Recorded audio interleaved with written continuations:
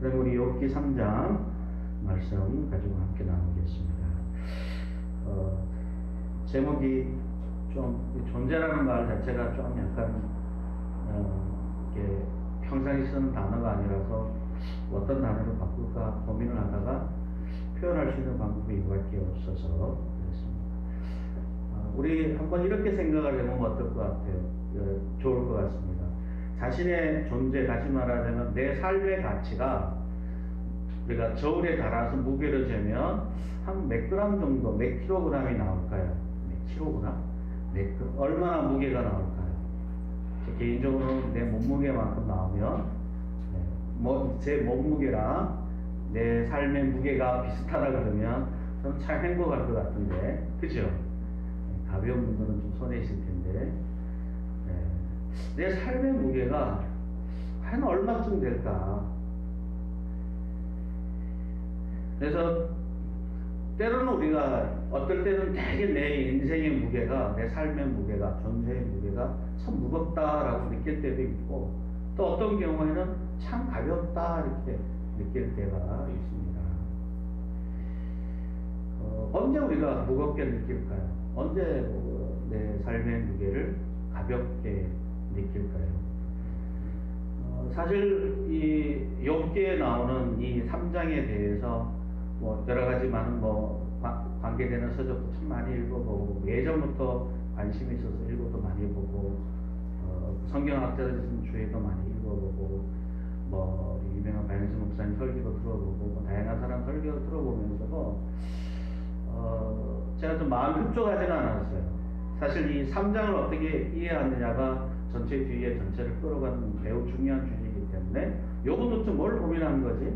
뭘 아파하는 거지? 이렇게 고민하고 아파하는 이유가 도대체 뭐지?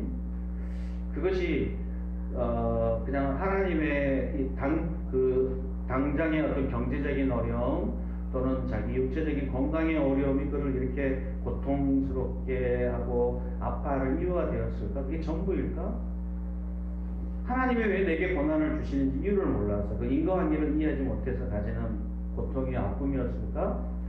제가 생각할 때는 그것만은 아닌 것 같아요. 왜냐하면 욥기 1장과 2장을 통해서 그런 자기의 소유물이나 또 자기의 건강에 대한 문제, 육체적인 고통에 대해서 생각보다 그가 되게 분명하고 훌륭하게 대답을 하는 과정을 이미 겪었고, 그 대답이 거짓은 아니면 불분명합니다. 가짜는 아니에요. 진짜라는 얘기죠.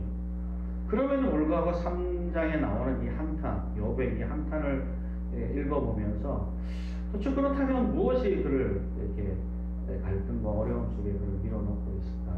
제가 지난주에 이미 일부분을 얘기했지만 그럼에도 불구하고 우리가 이 본문과 관련해서 또 다른 본문과 비교해 보게 되면 여기에 대한 대답을 조금 더 얻을 수 있다 이렇게 생각을 할 수 있습니다. 먼저 우리가 3절부터 19절 이하의 내용을 보려고 하는데요. 가장 이제 이 이야기의 시작은 뭐냐면 그 후에 욥이 입을 열어 자기의 생일을 저주하였다라고 얘기합니다. 여기서 이 저주한다는 말은 앞에서 사단이 하나님에게 욥에 대해서 이제 여러 가지 고난을 그에게 주면 그가 하나님을 욕할 것이다 할 때 그 욕이라는 단어와 똑같은 단어입니다. 그러니까 사단은 생각할 때 이런 고난을 주면 욥이 하나님을 저주할 것이다 라고 생각을 했어요. 그럴 가능성이 높고 대부분 성공을 했어요. 여러분 같으면 안 할 수 있을까요? 여러분이 모든 재산을 잃는다든지 또는 건강에 심각한 위기가 있어서 고통스러움이 상당히 오래 지속이 된다면 여러분은 하나님을 저주하지 않을 자신이 있을까요? 자식을 잃어버린다, 이런 어려움에 처해 된다.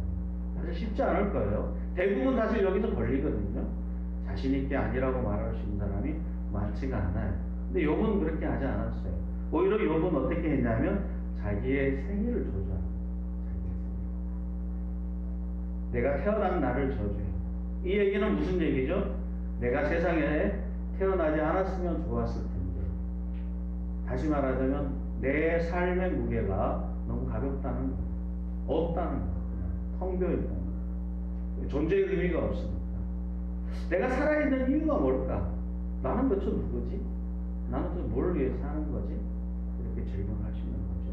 보통 우리가 뭐 여러 가지 많은 그 평범한 얘기들을 하지만 어떤 사람들은 우리 손보호 목사님은 이것에 대해 세 가지 질문을 보통 한다고 그래요. 그것은 뭐 나는 누구인가? 나는 왜 사는가? 나는 어떻게 살아야 하는가? 이 세 가지 질문이 자기의 존재의 무게를 재는 수단이라고 이렇게 보통은 얘기를 합니다. 난 누구지? 나는 왜 살지? 난 어떻게 살아야 되지? 이 질문들에 우리가 어떤 대답을 하느냐에 따라서 그 무게가 달라지게 된다라고 할 수 있는 것이죠. 실제로 지금 이 욥은 자기의 생애를 저주함으로 다시 나는 누구지? 나는 왜 사는 거지? 나는 어떻게 살아야 되지에 대한 질문에 대한 대답이 옛날에는 충분히 있었어요. 하나님을 경외하고 그의 소유를 살고 많은 사람들을 섬기고 도와주고 그렇게 살면서 동방에 있는 으뜸이라는 칭찬을 들으면서 여러 사람들에게 자기 삶의 무게가 꽤 가치 있고 의미 있고 나눠줄 만한 것이 있고 그리고 하나님의 영광을 돌려드릴 만한, 그래서 많은 사람들이 자신을 통해서 하나님의 위대한 이름을 이렇게 전달할 수 있는 그런 위치의 삶을 살았어요. 그래서 자기 인생의 무게가, 자기 존재의 무게가 매우 무겁다고 느꼈던 거죠. 그런데 어느 날 이 존재의 무게가 거의 없는 것으로, 가벼운 것으로, 또는 얘기할 수 없는 지경에 이른 상황이 있었습니다. 제가 좀 주목하는 것은 뭐냐면 그날 그 후에예요. 그 후에. 여기서 그 후에가 많은 사람들은 자기의 재산을 잃어버렸고 건강을 잃어버린 후회라고 해석을 할 수 있습니다. 근데 저는 그것은 합당하지 않은 것 같아요. 오히려 그거보다는 아내가 그에 대해서 충고를 하고 새 친구가 와서 그를 위로해 준다고 함께 한 것을 보고 나서 자기의 삶의 무게가 어느 날 다 사라지고 가벼워졌다는 것을 어느 날 문득 발견하게 됩니다. 왜 제가 그렇게 결론을 내리게 됐는지를 좀 살펴보면 좋을 것 같은데요. 특히 오늘 이야기해 보게 되면 내용은 사실 매우 단순합니다. 시거든요. 3절부터 시를 합니다. 뭐뭐 하였더라면 가정형을 붙여서 내가 태어난 날에 멸망했더라면, 그리고 그날 그 밤에 내가 죽었더라면, 이런 얘기가 계속 반복해서 해요. 3절, 4절, 5절에 얘기하고 6절, 7절, 8절, 9절에는 내가 태어난 그날 내가 죽었더라면 이라고 계속 끊임없이 반복해서 얘기를 하죠. 그래서 내가 태어난 날 나의 존재 자체가 그렇게 의미가 없고 가치 없는 이런 인생을 살아가는데 내가 태어난 게 무슨 의미가 있지? 내가 안 태어났으면 더 좋지 않았을까? 내가 이 세상에서 무슨 쓸모가 있어? 내가 무슨 의미가, 무슨 가치가 있어? 내가 세상을 뭘 이롭게 한다고? 내가 가정에 무슨 도움이 됐다고? 내 삶에 무슨 가치가 있어? 하나님께 내 삶에 도대체 무슨 가치가 있지? 라고 이제 질문을 하는 거죠. 그리고 뒤로 넘어가서는 이제 11절 이하에서부터는 내가 그날 죽었다면 좋았을 텐데, 생일, 내가 어머니의 모태에서 나오는 그날 내가 죽어버렸더라면 좋았을 텐데. 우리는 가끔 가까운 사람끼리 싸울 때, 주로 남매가 아니든지 배우자 간에 싸울 때 네가 태어난 게 부끄럽다 이런 얘기 종종 하잖아요. 그죠? 치열하게 싸우고. 그러니까 이거는 본인 스스로가 자기 자신에게 한 거예요. 내가 태어나서 그날 이렇게 내 생일을 살아온 것 자체가 무슨 가치가 있느냐. 내가 그날 그냥 죽어버렸으면, 태어나는 것도 가치가 없고 그 태어나면 죽어버렸다면 내가 훨씬 더 마음도 평안하고 내가 이렇게 이 인생의 여정을 살아가면서 가졌던 삶의 무게들을 내가 전혀 질 필요가 없었을 텐데 라고 고백을 하는 거죠. 그런데 이제 흥미로운 것은 뭐냐면 이처럼 자기의 생일을 저주하고 자기가 태어난 날을 저주하는 것이 성경에 생각보다 사람들이 없다라고 많이 생각을 해요. 그래서 이 욥의 이야기가 대표적으로 인용이 되는데요. 그러나 성경을 찾아보면 최소한 4번이 등장합니다. 4번. 요나 이야기는 좀 별 의미가 없고, 요거 가장 비슷하게 나온 것이 예레미야입니다. 예레미야 한번 찾아보겠습니다. 예, 예레미야 좀 길죠. 요 뒷부분이 사실은 그건데 지금 얘기는 그의 생일을 저주하는 이유가 뭔지를 알아보는 거니까 앞부분을 같이 보셔야 됩니다. 하나 넘겨보면 뒤에 이제 생일 똑같은 내용이 나와요. 뒤에 한번 읽어볼까요? 같이 한번 읽어보겠습니다. 생일 저주하는 장면을 같이 한번 읽어보죠. 14절인데 같이 한번 쭉 읽어보겠습니다. 내 생일이 저주받았더라면 나의 어머니가 나를 낳던 날이 복이 없었더라면 나의 아버지에게 소식을 전하여 이르기를 당신이 득남하였다 하여 아버지를 즐겁게 하던 자가 저주받았더라면 그 사람은 곧게 무너뜨리고 후회하지 아니한 성읍같이 되었더라면 그의 아침에는 부르짖는 소리 낮에는 떠드는 소리를 듣게 하였다면 좋을 뻔하였나니 이는 그가 나를 태에서 죽이지 아니하셨으므로 나의 어머니를 내 무덤이 되게 하지 아니하셨으며 그의 배가 부른 채로 항상 잊지 않게 하신 까닭이로다. 어찌하여 내가 태에서 나와서 고생과 슬픔을 보며 나의 날을 부끄러움으로 보내는고 하리라. 똑같죠? 오늘 요배 이야기. 요배 보면 3장 10절에도 똑같은 얘기가 나와요. 이는 내 모태의 문을 닫지 아니하여 내 눈으로 환난을 보게 하였음이로구나. 똑같아요. 그러니까 이 예레미야의 내용과 거의 같습니다. 다시 한번 앞으로도 넘겨보서 도대체 왜 그랬을까? 중간은 좀 제가 나중에 설명하고요. 앞부분을 보시면 참 좋은데요. 한번 앞부분 여기 한 달락 위에 있는 한 달락 있죠? 그걸 한번 읽어보겠습니다. 여호와여 주께서 나를 권유하심으로 내가 그 권유를 받았사오며 주께서 나를 강하사 이기셨으므로 내가 조롱거리가 되니 사람마다 종일토록 나를 조롱하나이다. 내가 말할 때마다 외치며 파멸과 멸망을 선포하므로 여호와의 말씀으로 말미암아 내가 종일토록 치욕과 모욕거리가 됨이니이다. 내가 다시는 여호와를 선포하지 아니하며 그의 이름으로 말하지 아니하리라 하면 나의 마음이 불붙는 것 같아서 골수에 차무치니 답답하여 견딜 수 없나이다. 나는 무리의 비방과 사방의 두려워함을 들었나이다. 그들이 이르기를 고소하라 우리도 고소하리라 하오며 내 친한 것도 다 내가 실족하기를 기다리며 그가 혹시 유혹을 받게 되면 우리가 그를 이겨 우리 원수를 갚자 하나이다. 자, 여기 이 장면을 가만히 보시면 우리가 사실 여기 내가 여호와를 선포하지 아니하고 이름으로 말하지 않은 마음이 불같이 이게 좋은 표현으로 보통 많이 쓰거든요. 내가 하나님을 선포하지 않으면 마음이 답답하다. 이걸 좋은 표현으로 드는데 사실 앞뒤 문맥으로 보면 그게 더 힘들다는 거예요. 사실 자기의 마음은 하나님을 선포하고 싶지 않아요. 왜냐하면 하나님을 선포한다는 것은 거꾸로 조롱거리와 비난거리가 되기 때문에 내가 하나님의 말씀을 전하려고 하면 할수록 사람들의 반응은 나를 비난하고 핍박하고 괴롭혀요. 그러니까 난 하기 싫어요. 근데 하나님이 내가 하기 싫어서 안 하려고 하면 마음에 불 같은 마음을 주셔서 내가 선포하지 않으면 안 되게 만들어요. 이 사이에 간격이 있다고. 이게 힘들다는 거예요. 그게 좋다는 얘기가 아니에요. 난 하나님을 전하고 싶지 않아요. 왜냐하면 사실 이 예레미야의 선포의 내용은 이스라엘의 심판을 얘기하는 거예요. 하나님의 저주를. 하나님의 진노를 선포하는 거예요. 사람이 다 싫어하죠. 싫어하니까 그 말씀을 전하는 사람을 비난하고 조롱하고 예레미야 꽤 그래도 꽤 부유한 사람인데 주변에 알는 친구들이 있는 사람들이 끊임없이 자기를 괴롭히는 거예요. 그게 너무너무 힘든 거예요. 그리고 만약에 내가 복음을 전하고 하나님의 메시지를 전하면 사람들이 와 하고 반응을 하고 좋아해주고 지지해주면 얼마나 신나서 할 수 있겠어요. 그런데 하나님 말씀을 전할 때마다 사람들이 그거 듣기 싫어해요. 그리고 오히려 막 괴롭히고 힘겹게 하고 너 저리 가라 그러고 고소할 거리 찾고 막 그런 거예요.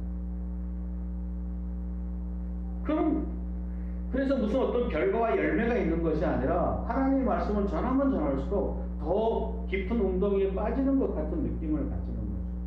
그래서 예레미야는 그게 싫다는 거예요. 하기 싫다는 거예요. 어려우니까, 고통스러우니까.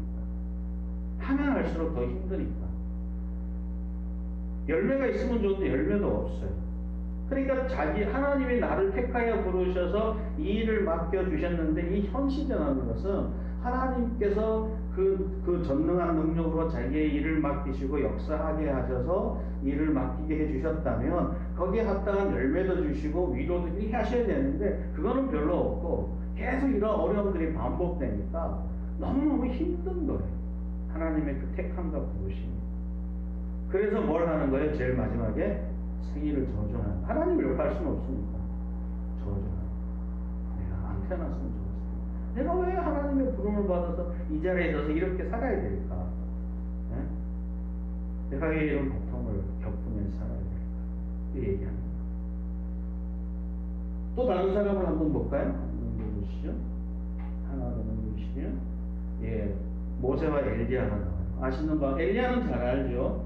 엘리야는 광야에 들어가서 로뎀나무 아래에 앉아갖고 하나님 앞에 죽기를 청하여 얘기합니다. 여호와여, 넉넉하오니 지금 내 생명을 거두어주십시오. 내 조상들보다는 낫지 않습니다. 이렇게 죽여달라는 거예요. 여러분, 우리가 이 장면을 잘 아시는 것 같이, 그러면 이 엘리야가 하나님을 몰라서 그런 게 아니에요. 바로 이전 장면에 그런 갈멜산에서 하나님의 놀라운 기적으로 하늘에서 불이 내려와서 제단을 다 태워버리고 바알 선지자를 싹 죽여버리고 하나님의 위대한 권능과 능력을 그들의 사람들 눈앞에서 보여주고 증거하고 증명했던 사람이에요. 하나님을 모르는 사람이 아니에요. 하나님에서 크게 쓰임을 받은 사람이에요. 사실 그래서 엘리야는 이런 놀라운 기적과 능력이 이스라엘을 변화시킬 거로 믿었어요. 그리고 그 당시에 아합이 그 장면을 보고 조금 물러났어요. 그런데 조금 시간이 지나자 이세벨이 찾아와서 엘리야를 잡아 죽여라라고 명령을 내려서 엘리야는 도망다니게 됐어요. 그래서 이 엘리야는 이런 상황이 도무지 믿겨지지 않아요. 그가 하나님의 큰 능력으로 제단을 다 불태워버리고 선지자를 다 죽여버리고 그래서 세상에 놀라운 변화가 생길 것이라 기대하는데 전혀 변하지 않아요. 오히려 자기가 그런 놀라운 사역을 했음에도 불구하고 그도 죽임을 당하기 바로 일보 직전까지 밀려가고 있는 상황이었어요. 그래서 엘리야는 크게 낙심을 합니다. 그럼 나는 도대체 무슨 의미가 있지? 내가 그렇게 지금까지 열심히 하나님의 이름을 갖고 열심히 병도 고치고 다양한 많은 사역들을 갖고 하나님의 능력을 행하는 게 무슨 의미가 있지? 내가 지금까지 이렇게 하나님의 말씀대로 수고해 살았던 것이 무슨 가치가 있지? 이 질문을 하게 됩니다. 근데 재보니까 그 무게를 재보니까 없어요. 하나님의 능력으로 그 불이 재단에 쌓아서 막 역사할 때는 내 존재의 가치가 너무너무 크게 느껴졌고 내가 드디어 하나님의 놀라운 일을 이 땅 가운데 하는구나. 이 세대를 변화시키고 세상을 변화시킬 만한 놀라운 사역을 하는구나 라고 느끼고 너무너무 즐거웠고 기쁘고 아주 역동적으로 사역을 할 수 있었어요. 그런데 그럼에도 불구하고 아무런 일이 일어나지 않았을 때 엘리야는 깊은 절망에 빠집니다. 제가 그거를 뭐라고 표현하냐면 존재의 가벼움이라고 표현하는 거예요. 내 삶의 가치가 가볍다. 없다는 게 사실 가볍다는 표현이 없다는 표현에 가까운 있긴 있는데 그 값어치가 없다는 거죠. 모세도 마찬가지였어요. 사실 여기 보면 모세가 이런 표현을 썼던 걸 혹시 기억하실지 모르겠습니다. 주께서 내게 이같이 행하실진대 구하옵나니 내게 은혜를 베푸사 즉시 나를 죽여 내가 고난당함을 내가 보지 않게 하옵소서. 사실 이 장면 앞뒤로 보게 되면 거의 비슷한 상황이 등장하는데요. 모세가 드디어 이제 이스라엘 백성들을 가나안 땅에 데리고 나오면서 그들이 먹을 것이 없다고 외쳤을 때 하나님 앞에 하나님께서 모세를 통해서 만나를 주십니다. 그래서 만나를 먹게 되었어요. 그러면 아침마다 나왔을 때 만나가 있는 걸 보고 만나라는 기적의 산물을 먹었어요. 그러면 막 즐거워하고 환호성을 치고 막 그렇게 돼야 정상이잖아요. 그죠? 그런데 11장 요 앞부분에 보게 되면 이스라엘 백성들이 어떻게 반응한지 아십니까? 이게 뭐야? 그리고 하는 말이 뭐냐면 우리 애굽에서 고기도 먹었는데 만나를 보면서 고기가 생각난대요. 아니 고기를 줘야지 무슨 만나 갖고 뭐해? 간식 같은 거 매일 먹으란 말이에요. 이거 푸념을 하겠어요. 그러니까 모세가 그 모습을 보고 얼마나 그게 낙심한지 몰라요. 지금 광야에서 먹을 것이 전혀 없는 상황 속에서 200만이 넘는 사람들한테 만나가 주어지고 만나라는 기적을 지금 먹게 되었는데 사람들은 아무런 반응이 없어요. 별 볼 일 없게 느껴져요. 가치가 없게 말하고 있어요. 그리고 우리한테 고기 달라요. 고기. 갑자기 200만 명이 다 입을 벌리고 고기 생각해보세요. 만나라는 기적이 쓸모없어요. 그 장면을 보는 모세가 크게 낙심해요. 이 백성들이 과연 가능성이 있을까? 과연 광야를 통과해서 정말 하나님의 약속의 땅에 갈 수만 있을까? 아니, 이 광야에서 무슨 고기가 있어요, 고기가. 있지도 않고, 주어질 수도 없고. 불가능하죠. 만나도 기적의 열매인데, 고기라는 게 어떻게 당치 가능하겠어요? 물론 이 장면에 하나님께서 메추라기 때를 그냥, 누구 말대로 성경의 표현대로 하면 그냥 입에 끼어서 막 그럴 정도로 주겠다고 해서 실제로 먹게 되는 거예요. 그 장면 앞에서 모세가 기도하는 장면이에요. 하나님 제 은혜를 베풀어 주셔서 당장 죽게 해달라고. 그래서 내가 이들 속에서 좀 고난을 당하지 않고 살아가게 해달라고 그렇게 얘기합니다. 사실 어떻게 보면 우리는 여기에 등장하는 사람들이 다 신앙이 이렇게 작은 사람들이 아니라는 걸 기억하셔야 돼요. 하나님께서 그들의 인생과 삶의 자리에 하나님의 기적과 능력을 체험했고 하나님의 위대함을 알고 있는 사람이고 하나님 앞에 쓰임을 받는 사람이었음에도 불구하고 그들은 자기의 존재의 가벼움이 어느 순간에 확인이 되고 그 깊이가 주어졌을 때 하나님 앞에 내가 살아있는 것보다 죽는 게 낫다라고 얘기하는 거예요. 아마 민수기나 열왕기에 나오는 엘리야나 모세가 예레미야처럼 자세히 썼다면 비슷한 얘기 썼을 거예요. 내 생일을 저주하고 내가 죽는 게 오히려 나을 것이라고 말을 했을 것입니다. 여러분 이럴 때가 우리가 종종 있지 않아요? 사실 이런 낙심이 생각보다 하나님을 믿는 사람들 속에 자주 등장합니다. 여러분 가끔 보면 신앙생활을 열심히 하는 사람 어느 날 자살하는 경우가 있으시죠? 그런 사람들을 주변에 보면 우리가 그런 자살한 사람을 이렇게 얘기해. 얼마나 믿음이 없었으면 저렇게 자살을 할까? 얼마나 하나님의 능력을 체험하지 못했으면 저럴까라고 생각을 하시잖아요. 그렇지 않아요. 오히려 의외의 분들이 또 신앙의 위대한 사역을 하는 사람들이 자살에 대한 충동을 많이 느낍니다. 그래서 그러냐면 어느 날 갑자기 자기의 존재의 가벼움을 인생 속에서 경험해요. 내 삶의 무게가 별로 쓸모없다는 걸 느낄 때가 있어요.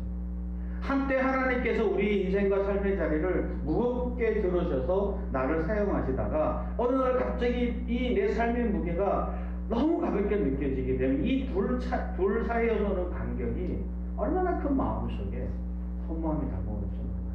내가 하나님의 무게를 몰랐으며 하나님의 능력으로 쓰임을 받는다는 것을 전혀 몰랐으며 그런 사람들은 별로 무게를 못 느껴요. 원래 가벼웠으니까. 이해되시죠? 원래 내 인생의 무게가 가벼웠던 사람들은 내 삶의 가벼운 것에 대해서 크게 부담이 없어요. 그런데 인생의 어느 순간에 하나님께서 내 인생을 들으셔서 하나님의 위대한 일에 사용하시고 하나님의 영광을 드러내는 일을 했고 여러 사람들 협력하여 수고하고 섬기고 그래서 그들한테 칭찬과 존경을 받고 그래서 내 삶의 무게가 정말 무겁구나. 하나님의 나를 정말 귀히 쓰구나 하는 것을 깊이 체험했던 어떤 사람이 그런 사람들이 어느 날 여러 가지 위기 어려움을 겪으면서 이제 어떤 처지가 됐냐면 내가 그 아내한테 늘 칭찬도 받고 인정도 받고 그래서 아내한테 이렇게 잘 섬기며 살았는데 어느 날 아내가 와서 이렇게 얘기합니다. 그렇게 살 바에는 하나님 저주하고 죽으라. 이런 얘기를 들어요. 아내의 마음은 이해가 돼요. 내가 얼마나 힘겹고 고통스러운지를 아니까 하는 표현이에요. 비난하고 정죄하고자 하는 것이 아니라 너무 갖고 있는 하나님에 대한 믿음의 삶을 살다가 어느 날 갑자기 고난을 당했을 때 가져오는 그 간격 때문에 가지는 고민을 이해는 해요. 그런데 내가 아내한테 이런 말을 들어야 할까? 배우자한테? 막 무너지죠. 거기다가 내가 예전에 친구들이 찾아오면 잘 대접을 하고 위로도 해주고 상담도 해주고 했더니 친구들이 찾아와서 나를 위로를 하네.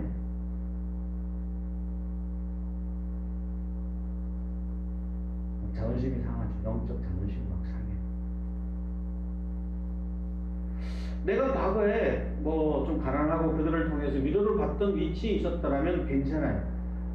근데 옛날에는 사실 나보다 훨씬 가벼웠던 사람들이고 내가 그들을 도와주고 지적으로든 하나님께 영광을 돌리는 방식 모든 측면에서 그들을 다 위로하고 격려하던 자리에 있던 바로 내가 이제는 내가 아주 볼품없어져서 오히려 그들이 와서 나를 위로하고 격려하고 나를 이렇게 바라봅니다. 너무 힘드시죠? 너무 어려우시죠? 하나님이 함께 하셔요. 괜찮아, 힘드세요. 주님이 도와주실 거예요. 이 얘기를 듣는 순간 욥이 막 미치게 느껴집니다. 아니야, 나 하나님 비밀 안 했어. 나 하나님 저주 안 했어. 나 이 정도 충분히 살아갈 수 있어. 나 괜찮아. 라고 얘기하는데 아니요, 제가 마음 다 알아요.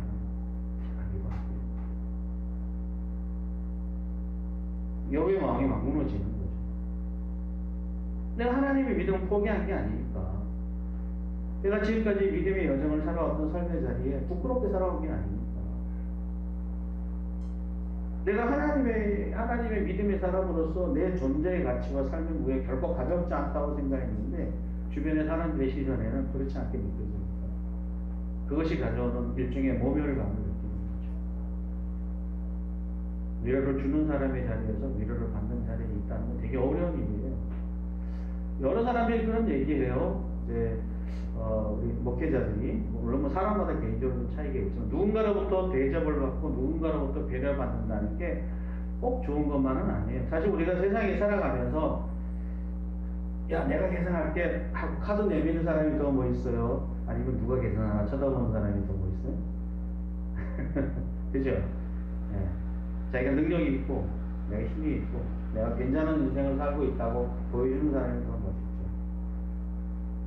어떤 때는 때로 뭐 후배들이라든지 다른 사람들이 저를 위로한다고 생각을 하고 다양한 방법으로 섬김을 받을 때 때로는 되게 비참함을 느낄 때가 종종 있어요. 그래서 어떻게 생각해 보면 내가 다른 사람들한테 이렇게 배려를 받고 이런 자리가 아니라 내가 가지고 있는 것으로 내가 만족하게 사는 게 제일 행복한 삶일 수도 있다는 거죠. 그게 어떤 분들은 이렇게 생각해요. 난 목회자니까 목회자가 가난하다 그러니까 배려해 주는 거야 라고 친구들이 그렇게 얘기해요. 우리 중학교 때 교회 친구들이 얘기하면서 배려해 주고 도와주고 야 이제 친한 친구가 전화해 야 억수야 내가 얼마 후원해 줄까? 내가 후원 받아야 사나? 안 해도 살 수 있거든요. 근데 후원해 주려고 한 달에 5만 원씩 지급하라고. 그리고 이 친구가 되게 기뻐해요. 즐거워하고.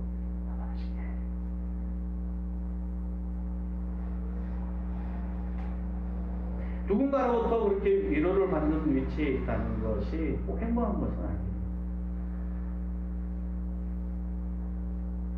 사실 욥이 그런 마음을 가지고 있는 거죠. 뭐 예를 들면 우리가 예전에 제가 뭐 가르치고 같이 했던 친구가 어느 날 목회를 해서 잘 돼갖고 이제 저한테 가끔 이제 이런 얘기를 해요. 어떤 친구들이 와서 형 목회는 그렇게 하는 거 아니야. 이렇게 그래 성장하고 잘 때리고 싶은 마음이 막 들죠. 네가 목회를 하니? 사실 그렇지 않아요. 여러분이 나름대로 열심을 살고 최선을 다해서 살았음에도 불구하고 다른 사람들로부터 이라는 표현을 듣고 마치 내가 인생을 실패한 사람 취급을 당하고 물론 그렇게 표현을 안 하지만 위로해주고 격려를 해주는데 썩 그렇게 기분이 내키지 않아요. 어떻게 보면 욥의 입장에서는 그것이 너무 고통스럽다라고 느끼는 거죠. 조금 더 한 걸음 더 나아가서 두 번째 이제 20절 이하에 보게 되면 또 약간 뉘앙스가 좀 바뀌게 돼요. 그것은 뭐냐면 어찌하여 고난 당한 자에게 빚을 주십니까? 그리고 마음이 아픈 자에게 생명을 주십니까? 빚 생명 주는 것이 사실 좋은 거잖아요, 그죠? 그런데 이걸 불만스럽게 얘기를 해요. 사실 이거는 이제 그런 거예요. 하나님을 그러면 이제 내가 그러면 부인하고 싶고 아니라고 얘기하면 좀 더 마음이 편해질 텐데 하나님이 안 계시다고 또 하나님이 우리의 인생을 책임지지 않는다고 말하기는 또 어려워요. 그래서 어떻게 23절을 한번 보시면 되게 흥미로워요. 23절에 이렇게 얘기해요. 하나님에게 둘러싸여 길이 아득한 사람에게 어찌하여 빛을 주셨는가. 여기 보면 길이 아득한데, 길이 아득한 이유가 뭐냐면 하나님에게 둘러싸였기 때문에 그렇다라고 얘기해요. 그래서 하나님에게 둘러싸여서 길이 아득한데, 그런데 빛을 주셔요. 이거를 다시 한번 우리 앞으로 좀 넘겨서 예레미야 이야기를 한번 돌아가 봅시다. 조금 더 들어갈까요? 조금 더 넘어가시면 여기 밑에 보면 중간에 되게 흥미로워요. 앞부분은 분명히 어려운 환경을 얘기했어요. 뒤에는 자기 생일을 저주하는데 중간에 보면 되게 활기찬 내용이 나와요. 한번 읽어볼까요? 그러나 시작. 그러나 여호와는 두려운 용사 같으며 나와 함께하심으로 나를 박해하는 자들이 넘어지고 이기지 못할 것이오며 그들은 지혜롭게 행하지 못함으로 큰 치욕을 당하리니 그 치욕은 길이 잊지 못할 것이니이다. 의인을 시험하사 그 해부와 심장을 보시는 만군의 하나님이여 나의 사정을 주께 아뢰사온즉 주께서 그들에게 보복하심을 나에게 보게 하옵소서. 여호와께 노래하라. 너희는 여호와를 찬양하라. 가난한 자의 생명을 행악자의 손에서 구원하셨음이니라. 사실 이것만 읽어보면 되게 밝은 내용이잖아요. 바로 이어서 생일을 저주하는 게 나와요. 되게 희한하지 않습니까? 그게 무슨 얘기냐면 그는 하나님께서 지금 자기를 둘러싸고 있고 그분께서 우리 인생을 어떻게 결말 지을지를 알아요. 하나님의 능력도 알고 하나님의 위대하심도 알고 하나님의 일하심을 부인할 수 없어요. 그래서 더 힘들어요. 내가 하나님을 믿지 않았다면, 하나님을 알지 못했다면 그냥 뭐 어떻게 좀 이렇게 편하게 좀 확 해보겠는데, 하나님이 결국 우리 인생을 어떻게 이끌어 가셔서 결국 승리한 자리로 가게 만드실 것도 알아요. 그럼에도 불구하고 오늘은 너무 힘들어요. 오늘 하나님이 결국 나의 이런 비천함과 어려움 속에서도 우리를 들으셔서 승리와 성공의 자리로 가실 것도 알아요. 그럼에도 불구하고 오늘 내 이 상황 속에서 겪는 나의 고통과 아픔에 대한 나의 현재적인 표현 또는 생각, 아픔들은 이루 말할 수 없어요. 그게 뒤에 이제 쭉 오늘 3장에 잘 나와요. 3장에 보면 이렇게 얘기합니다. 21절에 이렇게 나와요. 이러한 자는 죽기를 바라도 오지 않고 땅을 파고 숨긴 보배를 찾는보다 죽음을 구하는 것을 더하다가 무덤을 찾아 얻으면 심히 기뻐. 내가 죽으면 좋겠다는데 죽을 수는 없어요. 자살 하나님이 기뻐하시는 게 아니니까. 고난을 당하는 속에서 내가 죽는다면 오히려 나을 텐데 하나님이 그렇게 나의 죽음을 허용하지 않고 계속 내 인생을 계속 끌어가시고 있다는 거죠. 그래서 24절 이하에 내가 음식 앞에서도 탄식이 나고 되게 힘들어해요. 그러면 26장에 보면 나에게는 평온도 없고 안일도 없고 휴식도 없고 다만 불안만 있구나. 여기서 불안이 10절에 나오는 환난과 똑같은 표현인데요. 그러니까 지금 오늘 이 가지는 긴장과 어려움이 전부는 아니고 하나님께서 결국 우리를 승리케 하시고 역사하시는 건데, 그럼에도 불구하고 그것을 내가 앞당겨서 나에게 주지 않았기 때문에 계속 내가 이런 긴장 속에서 살아갈 수밖에 없는 현실, 하나님의 위대한 부르심과 그 쓰임 속에 살아가는 그 속에서 어쩔 수 없는 이 고난과 아픔을 내가 직면한 현실 속에서 이 긴장 속에서 끊임없이 살아가야 하는 이 현실이 너무 힘든 거예요. 너무 고통스러운 거죠. 그것이 불안으로 표현이 되고 있습니다. 뭐 이런 거죠. 내가 하나님의 능력도 알고 경험도 하고 너무 잘하는데 어느 날 내가 하나님이 너무 확실한 기초라고 여겼던 한 부분이 쓱 사라졌어요. 그래서 내가 딛고 있는 내가 늘 불안한 거예요. 마치 살얼음 팔을 걸어야 되는 거죠. 언제 빠질지 모르는 상황 속에 나를 이렇게 슬쩍 내미셨을 때 그 불안과 두려움으로 그 걸음을 걸어서 이 살얼음 팔을 걸어가야 하는 상황 속에 있을 때 내가 내 삶의 가치와 무게를 전혀 느끼지 못하고 내 삶에 불안과 두려움으로 살아가고 있습니다. 뭐 굳이 표현해보자면 제가 표현이 적절한지 모르겠는데 저희가 예전에 춘천에서 카누를 타봤습니다. 카누는 놓고 타면요 물이 바로 옆에 있어요. 수면하고 바짝 붙어 있어요. 춘천에 가시면 한번 타보십시오. 되게 재미있습니다.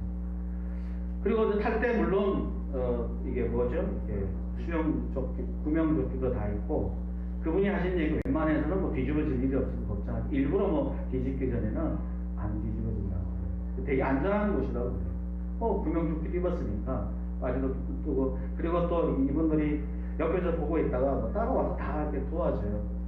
그래서 이 카누를 이제 저을 때 서로 이제 짝을 맞춰서 처음 이제 앞으로 가게 되는데 쭉 그러면 이게 출렁출렁하게 되면 막 되게 긴장하게 돼요. 막 무서워서 막 이렇게 온몸을 비틀죠.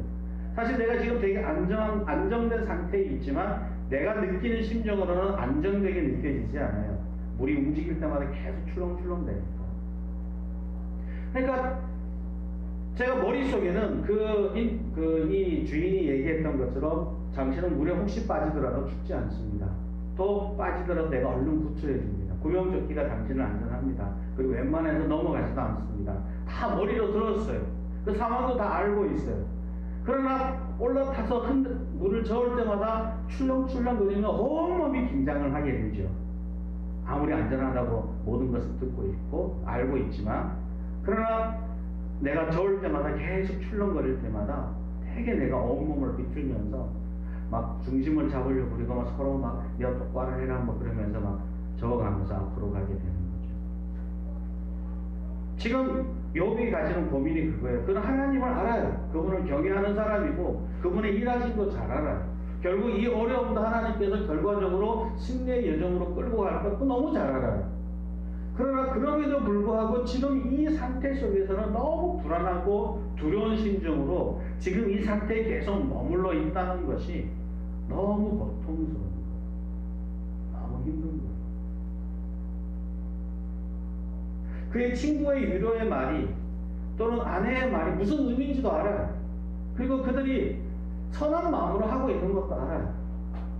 그러나 자기의 영적 상태는 긴장 상태에 빠져 있는 거예요. 자기의 이 상태를 스스로도 이해하지 못할 정도로 힘겨운 그리고 더 고통스러운 것은 그것을 보고 있는 나예요. 그러면 안 돼. 그런 마음을 가지면 안 돼. 라고 하면서 자기를 보는데 그게 바로 자기 자신이에요.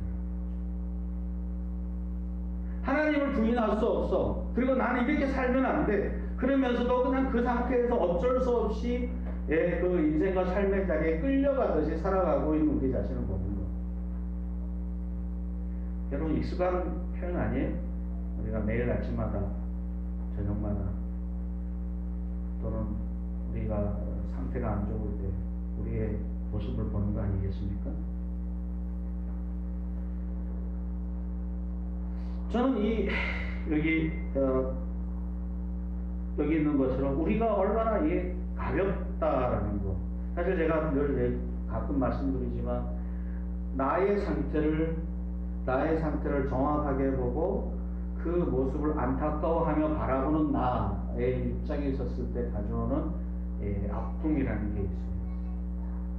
이러면 안 되는데, 이렇게 끌려가면 안 되는데 하면서 내 인생에 내 삶의 자리가 이렇게 막 끌려가고 있는 그런 내 모습을 보는 불안함, 두려움.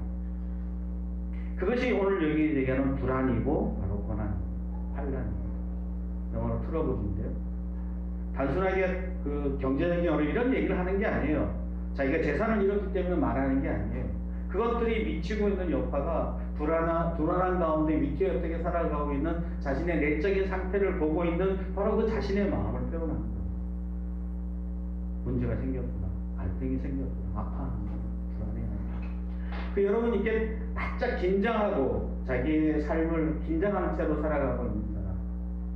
저 같은 경우는 그럴 때 이게 잘 때 이를 악물고 이렇게 자요. 그러다 보면 머리가 아프게 되고 두통이 치과에서 그걸 이제 해결하기 위해서 여러 가지 이제 보조도구를 쓰는데 긴장들이 심하게 되면 결국은 이제 환청이 나고 이잉하는 소리가 좀 넓게 나는데 그런 긴장들이 계속 자기 삶에 있는 거죠. 겉으로는 멀쩡한데 그 내면은 그 긴장 상태에서 매우 힘겨워하고 어렵게 살아가고 있는 것입니다. 흥미로운 것은 뭐냐면 이런 상태를 불안한 상태, 비정상적인 상태라고 얘기하는데 이 욥기에서 가장 특징이 뭐냐면 그런 비정상적인 상태 속에 갖고 있는 자기의 심정과 내용을 이 3장에서 너무 잘 설명하고 있다는 거예요.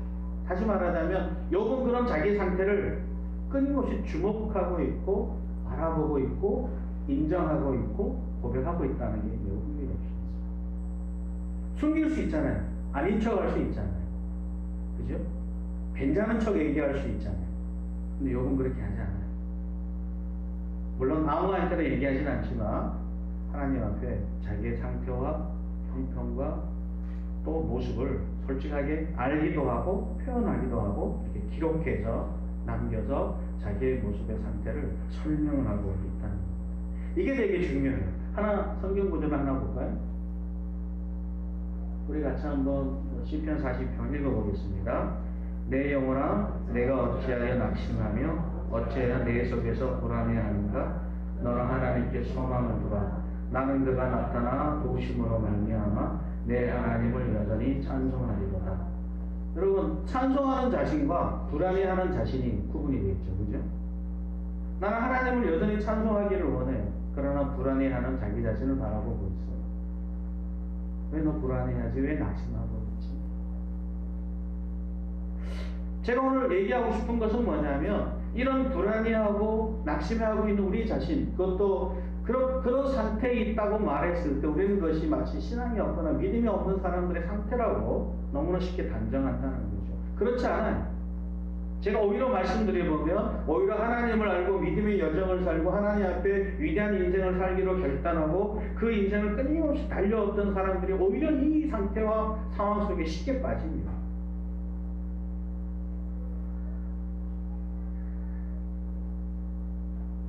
하나님을 위해 수고하여 애를 쓰고 가정을 아름답게 세우려고 수고하고 자녀를 잘 키우려고 수고하고 그러니까 열심히 살아가심에도 불구하고 그 선한 열매가 눈앞에 있지 않았을 때 내가 한 모든 것을 부정하거나 또는 그것을 포기하거나 할 수밖에 없는 상황과 처지에 있을 때 그러니까 우리는 자꾸 어떻게 생각하냐면 내가 모든 지금까지 했던 것이 다 쓸모없다라고 결론을 내리고 달려가요. 그러면 안 돼요.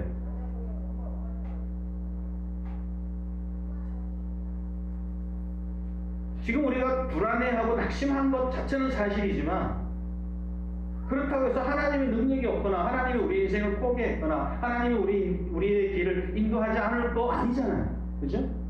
하나님이 여전히 우리를 붙드시고 우리를 인도하시고 열매 맺게 하신다.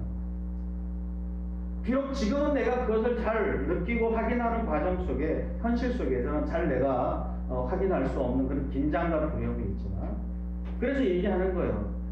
너 왜 낙심하지? 너 불안해하지? 너 포기하지 마. 포기하지 마. 내가 오래 하나님 찬양해. 하나님이 내 인생을 책임져 주시고 붙들어 주시고 네가 불안해하는 그 불안이 실제로는 하나님이 안전하게 너를 지금 지키고 있어. 제가 카누 탈 때 얘기했잖아요. 그죠? 이미 구명조끼 이미 하고 있지 않니? 너 빠져도 안 죽어.